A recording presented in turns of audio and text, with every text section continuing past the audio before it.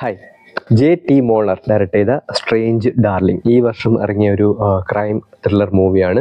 ഈ പടം ശരിക്കും ബേസ്ഡ് ഓൺ എ ട്രൂ സ്റ്റോറിയാണ്. 2018 മുതൽ 2020 വരെ അമേരിക്കയിലെ ചില സംസ്ഥാനങ്ങളിൽ നടന്ന ഒരു സീരിയൽ കില്ലിങ് അല്ലെങ്കിൽ സീരിയൽ കില്ലറെ ബേസ് ചെയ്തുകൊണ്ടാണ് ഈ സിനിമ ചെയ്തിരിക്കുന്നത്. ഈ സീരിയൽ കില്ലറിൻ്റെ ഏറ്റവും അവസാനത്തെ അറ്റംപ്റ്റാണ് ഈ സിനിമയിൽ കാണിക്കുന്നത്. ഇതോടുകൂടിയിട്ട് ഇയാൾ പോലീസ് പിടിക്കും.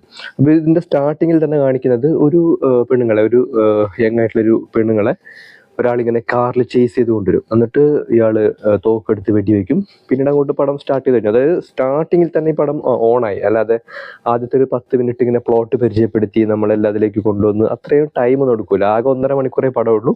ഫ്രം ദ ബിഗിനിങ് തൊട്ട് പടം സ്റ്റാർട്ട് ചെയ്യുന്നുണ്ട്. അപ്പോൾ തന്നെ നമുക്ക് കാര്യങ്ങൾ ഏകദേശം മനസ്സിലാവും.